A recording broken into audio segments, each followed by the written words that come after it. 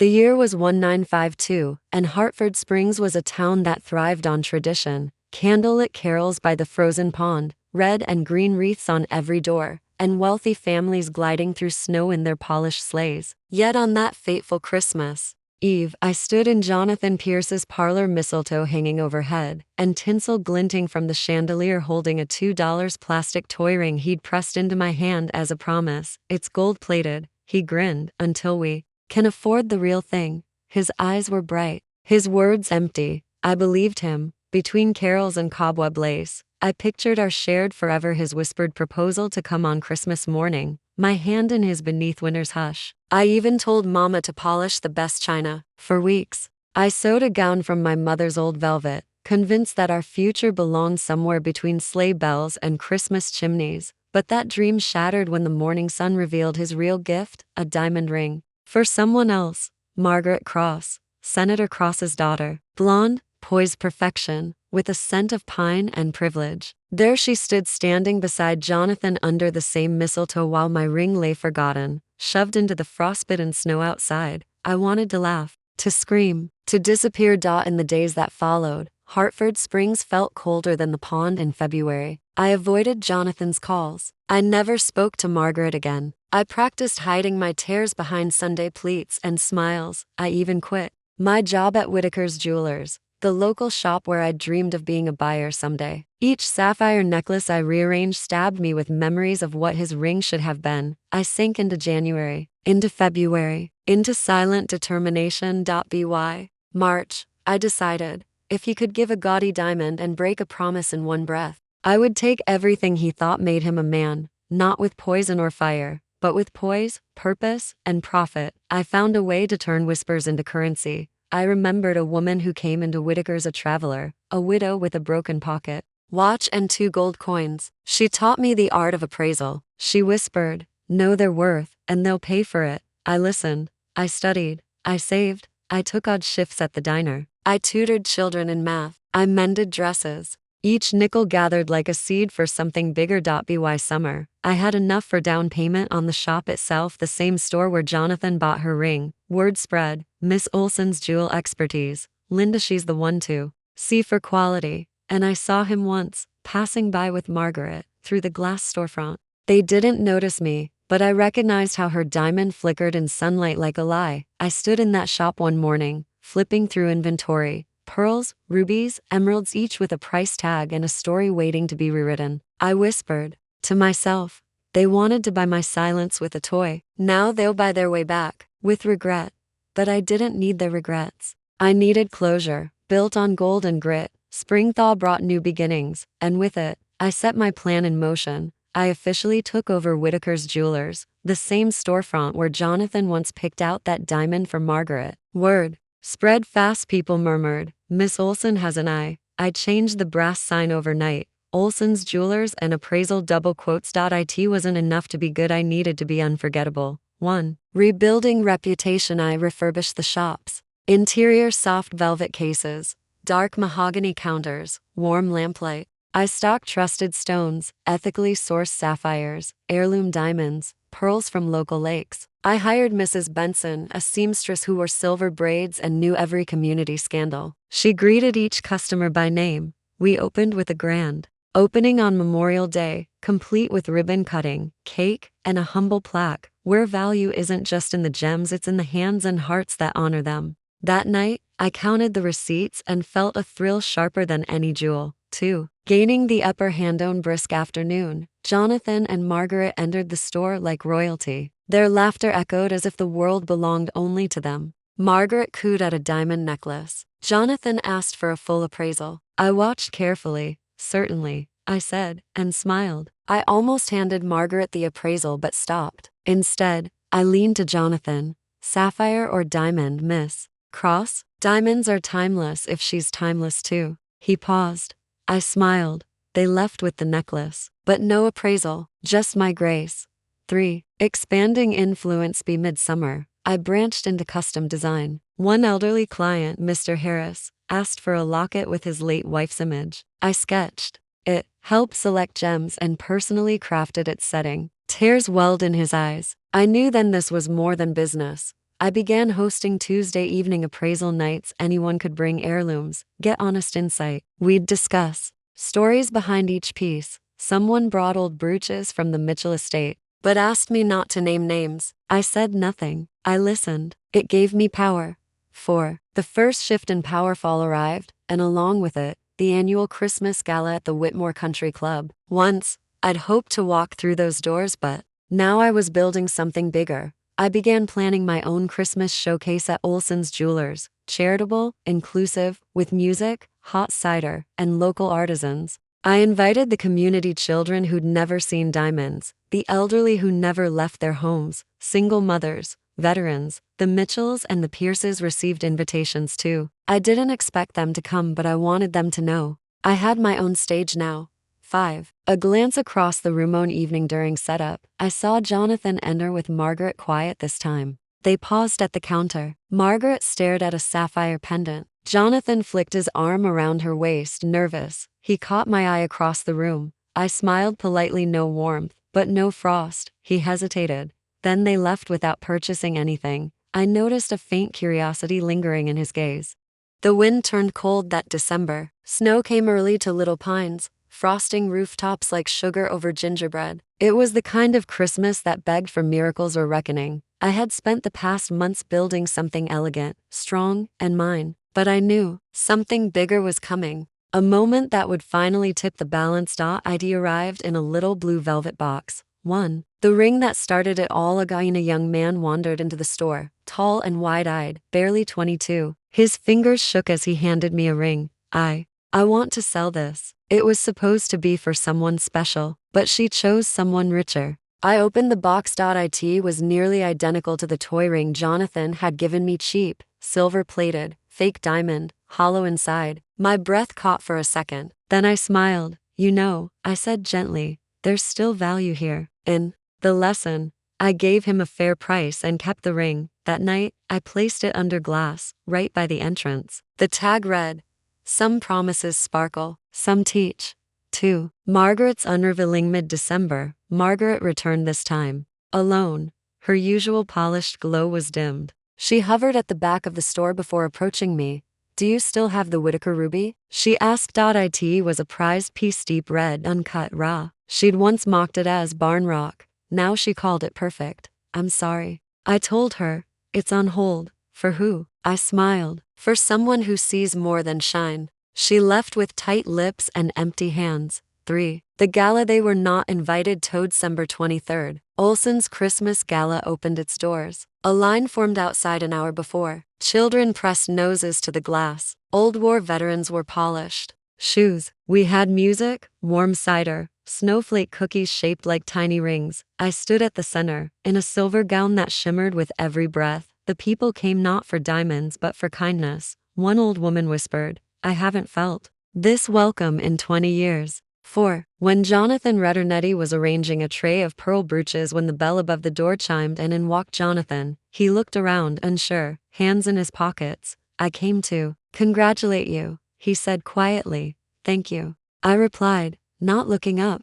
"You really did it, didn't you?" "Yes, and I'm not finished yet." He lingered a moment, his eyes searching mine like a man trying to remember something he once had but never valued. Then he walked out alone. 5. My final move begins that night. I signed the final deed. I had acquired the building that housed Jonathan's family's second jewelry store, a newer boutique struggling to stay afloat. It had history, legacy, emotion. Now it had me. The closing would happen the morning of December 24th. I sipped tea under the soft glow of holiday lights. I looked at the old toy ring resting in its case. Once, it had been an insult. Now, it was the beginning of a legend, and I had every intention of finishing the story. By the time the sun rose on Christmas Eve, the streets of Little Pines sparkled with frost and excitement. Children dragged sleds past storefronts. The bakery filled the air with cinnamon. And while others decorated trees, I walked into the Whitaker family's second jewelry store for the last time under their name. The final papers were signed at 8 o'clock a.m. sharp. 1. The closing they didn't see coming, Miss Olsen. The notary said, handing me a pen. "Are you certain you want to close on Christmas Eve?" I didn't even hesitate. "This date," I said, "is exactly why it matters." With a flick of ink, I became the owner of Whitaker and Sons, Main Street. Boutique Jonathan's pride and his parents' legacy. They'd been struggling. Declining sales, late fees, and loan defaults, all of which had been bundled and sold to me. They just hadn't realized the buyer behind the $3 million deal was the girl they once called not marriage material. 2. Eviction wrapped in read at noon. I had the staff quietly deliver red velvet envelopes to Jonathan's parents and sister. Inside, a letterhead with my name and my new title owner. Beneath it, the official store closure notice. The boutique would not open again under the Whitaker name. Instead, it would reopen in the new year as the Olsen Foundation's Heart of Gold, a free jewelry making program for widows, single mothers, and foster teens. Christmas had never been colder for the Whitakers, and warmer for everyone else. 3. Jonathan's reaction arrived at my flagship store just as dusk fell. Snow fell in slow, glittering flurries. The streets hummed with carolers. Inside, the tree lights danced across crystal displays. Jonathan stood in the doorway, coat undone, face pale. "You really did it," he whispered. "I did," I replied, polishing a pendant. "You bought it? Our family's store?" I didn't answer. I simply nodded toward the toy ring now encased in gold, resting beneath a plaque that read, "Never underestimate a woman with a vision." 4. A conversation we never finish. Head stepped closer. "I didn't mean to hurt you. Back then, I looked him square in the eyes. "No, you meant to choose comfort over courage." He blinked. "You chose Margaret because her father owned real silver. I chose myself and earned gold." Outside, bells rang. Children's laughter floated in. "You taught me everything I needed to know," I said. "And now you'll remember me every Christmas." He nodded once and left for the second and final time. 5. The midnight reflection. That night, just before midnight, I walked alone into the Whitaker building. It was empty now, quiet, almost holy in the hush of winter. I set the final ornament on a lone Christmas tree in the center of the room, a silver heart engraved with a date, December 24, 1902. The same date, a century later, I signed my own legacy. It no longer hurt. It simply pulsed with power. As the clock struck 12, I whispered to the silence, "Merry Christmas, Linda. You made it." And somewhere, in the heart of this snow-covered town, I knew a girl who once cried over a toy ring had become a woman who built an empire. Christmas morning arrived with sunlight piercing through white lace curtains in my new home, an estate once owned by a local railroad tycoon. The servants I now employed moved quietly, setting a breakfast tray by my bedside, but I was already awake, sipping tea in a velvet robe, reviewing the guest list for my upcoming charity gala. This wasn't just Christmas. This was the first morning of my new era. 1. The letter sat exactly 10 o'clock a.m. I opened the front doors to a courier holding a stack of letters, cards, notes, invitations, but one caught my eye, thick parchment, gold trim, from Margaret Whitaker. Of course, I broke the seal and unfolded the page. "Dear Linda, I admit I underestimated you. We all did. Your purchase has shaken my family to its core. But if there's still a shred of compassion in you, please reconsider. That store was my father's soul." I folded it quietly, then placed it beneath a silver bell labeled "Let the Past Rest." 2. The real gift. As I walked through the halls of my estate, my heels clicking against imported oak, I passed the ballroom now transformed into a sanctuary. Inside, rows of gift-wrapped boxes sat under a towering tree. Each box carried names. Children from the orphanage, widows from the mills, single mothers with nowhere to go. I hadn't just bought Jonathan's store, I had turned it into a foundation. The very place where hundreds would receive their first handmade gifts, their first warm blankets, their first taste of belief. 3. The town begins to notice. By noon, newspapers were abuzz. Local woman reshapes holiday history with $3 million jewelry. Buyout Linda Olsen, from forgotten Yankee to philanthropist. And suddenly, I wasn't the girl who'd been humiliated on Christmas. I was the symbol of strength. The townsfolk stopped me in the street now, not to whisper or mock but to say thank you. Even the mayor sent a note. "Would you consider joining the holiday council?" Imagine that.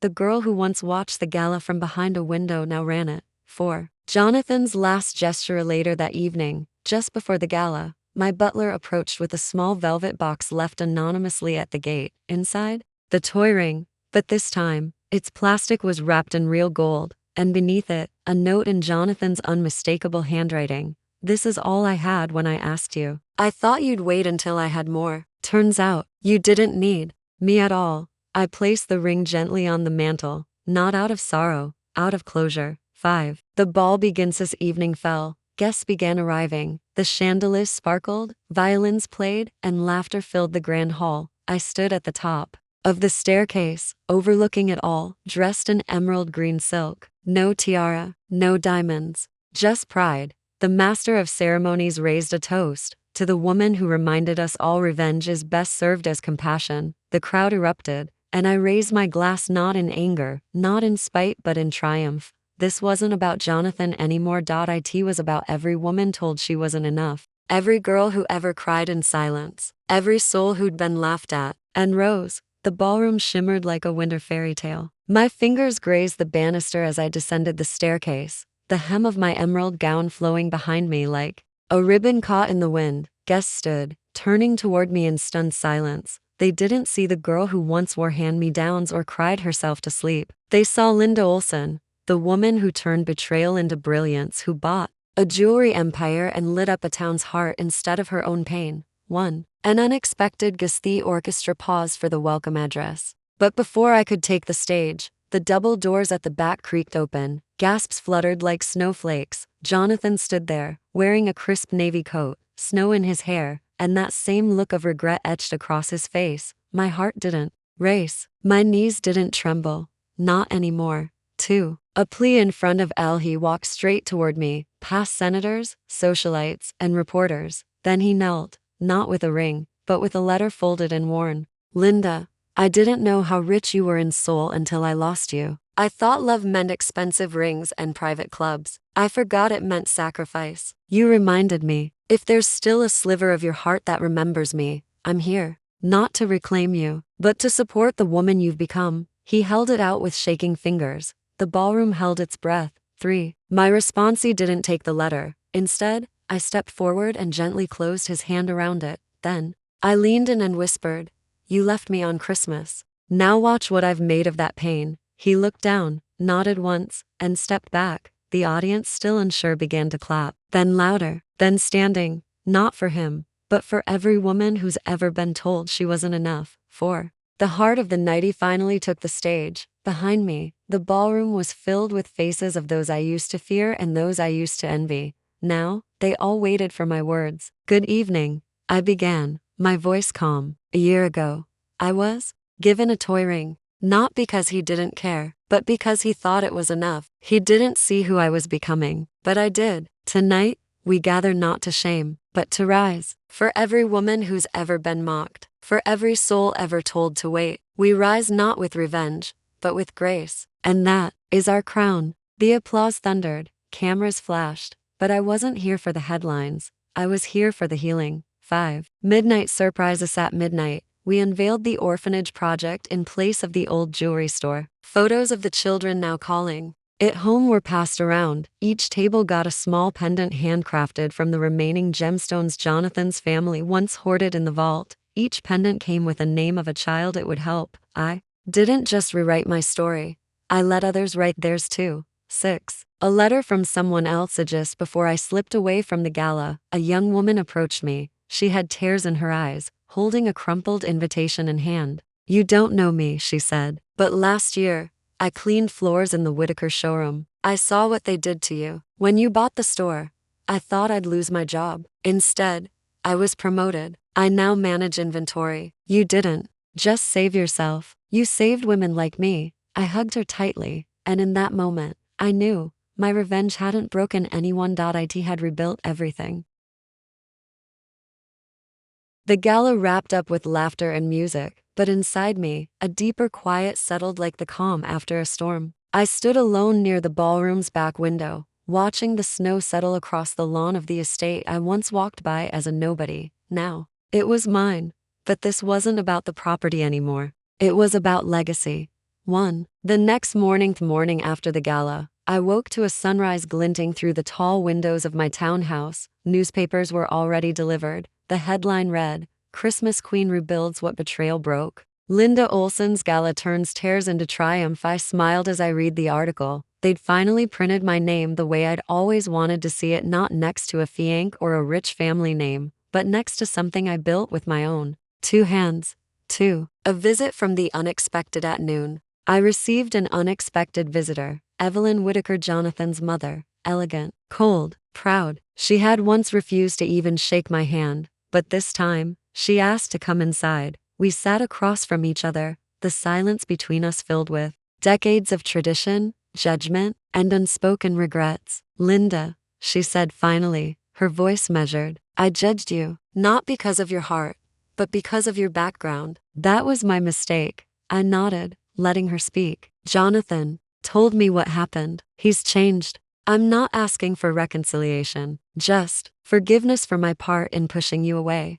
3. My Shoasei looked at her, not as the girl I once was, but as the woman I had become. Mrs. Whitaker, I said gently, you taught me one thing: never let someone else decide your worth. I don't hold bitterness anymore, because your rejection is what built my fire. And for that, I thank you. She blinked back tears she didn't expect, and then, she left. No words could change the past, but her presence meant even the proudest had begun to respect what I stood for. 4. Letters poured in over the next few weeks. Letters poured in from women I'd never met, a widow in Kansas who started a bakery after leaving her cheating husband, a teacher in Louisiana who donated her savings to my orphanage fund, saying, you reminded me I'm still valuable. Even men wrote. One young man shared how his sister had played my speech over and finally walked out of an abusive engagement. My story was no longer just mine. It had become a mirror for countless others seeking their own power. 5. A ring reader Nedthan. One afternoon, a tiny box arrived in the mail.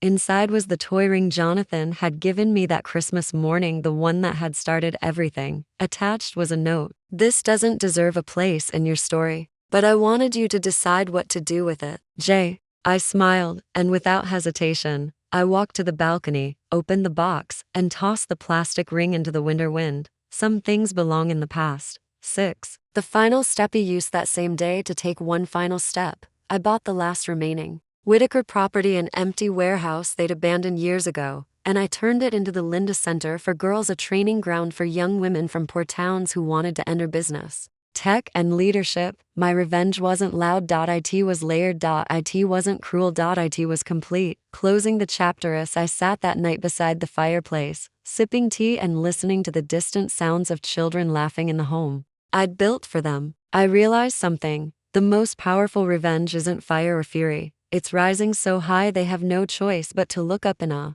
Some people think revenge ends when the tables turn. But for me, it was only when the silence came, the kind that settles in when there's nothing left to prove. And no more shouting, no more hurt, only peace. But peace has a sound, and in that quiet, the world started to whisper back. 1. The governor's letter in early February. A cream-colored envelope with a gold seal arrived on my desk. It was from Governor Rayford himself. Inside, a handwritten letter. Miss Olsen, your transformation of the Whitaker estate into the Olsen House Orphanage has reached the capital. We are moved not only by your generosity, but by your courage to rewrite your story with dignity. I would like to invite you to speak at the State Women's Summit this spring. With admiration, Governor Thomas Rayford. Froze. The same girl who had once been asked to serve food at rich galas was now being asked to speak at one. 2. From mockery to headlines. Newspapers once mocked me as the poor girl with rich dreams. Now, they wrote headlines like, Linda Olsen named one of the most influential women under 30. Even socialites who once whispered behind their fans now copied my fashion, quoted my speeches, and begged for event invites. Funny how tables turn, and how they stay turned. 3. Jonathan reappears in windy evening. As I returned from a foundation meeting, I found Jonathan waiting outside the orphanage gates. His once perfectly slicked hair was tousled, his coat creased, his eyes haunted. Linda, I was wrong about everything. I didn't answer.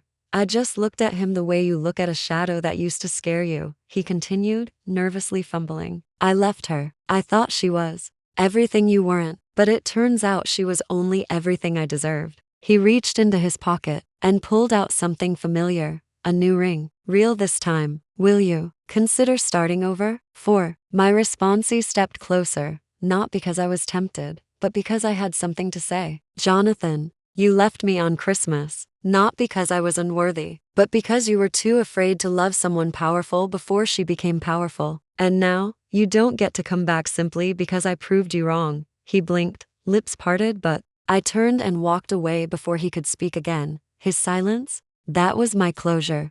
5. Holiday at the orphanage next Christmas was the most beautiful yet. Dozens of children in warm coats sang carols on the front porch of the orphanage. The ballroom was lit with candles and real pine garlands. And me? I wore a simple red dress. No diamonds, no designer. But the crown on my heart was brighter than anything money could buy. One of the little girls tugged at my sleeve. Miss Linda, do you think I could be like you someday? I knelt to her eye level and smiled. You'll be better than me.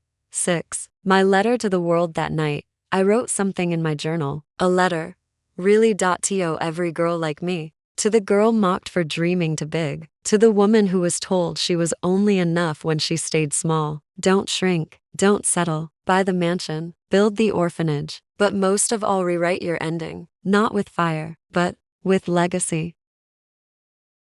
Sometimes people ask me if revenge is sweet. I tell them it's not sweet, it's silent. It walks into the room long after the fire has died down and simply lives there, like it was always meant to. That winter, as I began preparing for the spring charity season, something unexpected happened. The same women who had once laughed at my second-hand heels were now inviting me to speak at their brunches, host panels at women's forums, and advise their daughters. The irony wasn't lost on me. But I wasn't bitter anymore, because I had changed. Not just my life but the lives of dozens of children who now had beds, books, and dreams they were allowed to say out loud. 1. The old storefront one snowy afternoon. I passed by the old Whitaker & Sons Jewelers building, the one I had shut down. The once glamorous window displays now stood empty, dusty, forgotten.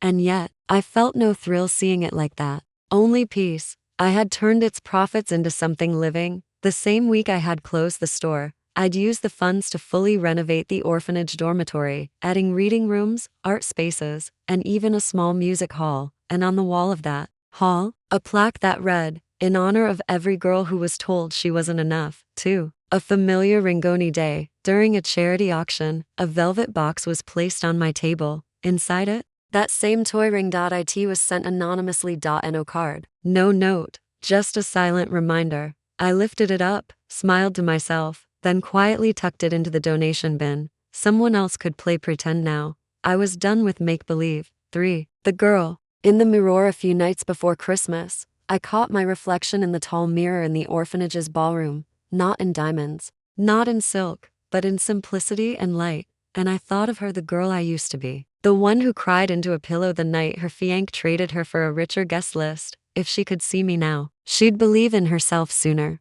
4. The gala that changed everything. That Christmas, I hosted a winter gala for orphans and widows right in the same grand hall where Jonathan's family had once thrown me out. But this time, I owned it. The stage was lined with hand-painted signs made by children. Each table had a letter from one of them, sharing their hopes. As I took the mic to speak, a hush fell over the room. Ladies and gentlemen, I said, I was once told I was too poor to belong in a place like this. But today, I don't just belong, I build. The room erupted in applause, and somewhere in the crowd, I saw him, Jonathan, standing by the door, hat in hand, eyes filled with regret. But I didn't flinch, I didn't wave. I simply turned back to the children on stage and clapped with them. 5. Letter to my past. That night, I finally wrote a letter I had been putting off for years. Not to him, not to them. To me. Dear Linda, you were never too poor. You were only too powerful for them to understand. And now you are everything they never imagined you could be. Not because you proved them wrong, but because you believed yourself, right before anyone else ever did. It was Christmas Eve again, exactly 3 years since I opened that tiny velvet box expecting love and got mockery instead. 3 years since I was told without words that my worth could be shrunk into a plastic ring. And now, here I stood, outside the doors of the Olsen Youth Foundation, where over 60 children were hanging ornaments made of dreams. 1. No mansion, no crown, just PC. Didn't own a mansion. I wasn't draped in luxury gowns or flanked by paparazzi, but I had peace. I had purpose. I walked the halls of my foundation every morning, not as a woman who sought revenge but as one who rewrote her story, and I'd do it again, because the toy ring they mocked me with, I turned it into keys to a future for every child who'd ever been told they were too little, too poor, too late, too. The apology on New Year's Eve. I received a handwritten letter. Linda, I never realized what I'd lost until I saw what you built. I was a coward. You deserved more than a ring. You deserve someone who saw the fire in you and stood beside it, not behind it. Forgive me, Jonathan. I folded the letter, placed it inside a drawer, and lit a single candle. Then I whispered, forgiven, but not forgotten, because forgiveness was a gift I gave myself, and forgetting was never the point.